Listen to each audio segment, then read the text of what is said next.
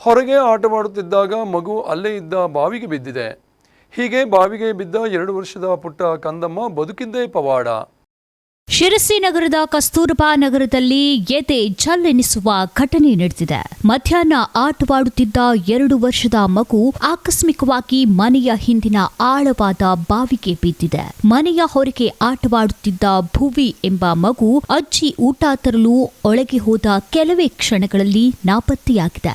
ಗಾಬರಿಗೊಂಡ ಅಜ್ಜಿ ಎಲ್ಲೆಡೆ ಹುಡುಕಿದಾಗ ಬಾವಿಯೊಳಗಿನಿಂದ ಮಗುವಿನ ಅಳುವಿನ ಶಬ್ದ ಕೇಳಿಸಿದೆ. ಬಾವಿಯೊಳಗೆ ಬಿದ್ದಿದ್ದ ಪುಟ್ಟ ಮಗು ನೀರಿನ ಪಂಪ್ ಲೈನ್ ಅನ್ನ ಗಟ್ಟಿಯಾಗಿ ಹಿಡಿದುಕೊಂಡು ಜೀವ ಉಳಿಸಿಕೊಳ್ಳಲು ಹೋರಾಟ ಮಾಡುತ್ತಿತ್ತು. ಈ ಮಾಹಿತಿ ತಿಳಿದ ತಕ್ಷಣವೇ ಸ್ಥಳೀಯ ಸಾರಿಕಾ ಟ್ರಸ್ಟ್ ಸಂಸ್ಥಾಪಕ ಪಯ್ಯ ಚೌಟಿ ಸ್ಥಳಕ್ಕೆ ಧಾವಿಸಿ ಯಾವುದೇ ವಿಳಂಬವಿಲ್ಲದೆ ಸೊಂಟಕ್ಕೆ ಹಗ್ಗ ಕಟ್ಟಿಕೊಂಡು ಆಳವಾದ ಬಾವಿಗಿಳಿದರು. ಸುಮಾರು ಅರ್ಧ ಗಂಟೆಯ ಸತತ ಕಾರ್ಯಾಚರಣೆಯ ಬಳಿಕ ಮಗುವನ್ನ ಸುರಕ್ಷಿತವಾಗಿ ಮೇಲಕ್ಕೆ ತರುವಲ್ಲಿ ಅವರು ಯಶಸ್ವಿಯಾದರು. ಮಗು ಬಾವಿಗೆ ಬಿದ್ದ ಕೆಲವೇ ನಿಮಿಷಗಳಲ್ಲಿ ಪತ್ತೆಯಾದರೂ ರಕ್ಷಣೆಯ ಕಾರ್ಯಾಚರಣೆ ನಡೆಸಲು ಸಮಯ ಹಿಡಿದಿದೆ ಎನ್ನಲಾಗಿದೆ. ತಮ್ಮ ಪ್ರಾಣವನ್ನು ಲೆಕ್ಕಿಸದೆ ಬಾವಿಗಿಳಿದು ಕಂದಮ್ಮನ ಜೀವ ಉಳಿಸಿದ ಪಯ್ಯ ಚೌಟಿಯವರ ಸಾಹಸಕ್ಕೆ ಸಾರ್ವಜನಿಕರಿಂದ ಪ್ರಶಂಸೆ ವ್ಯಕ್ತವಾಗುತ್ತಿದೆ.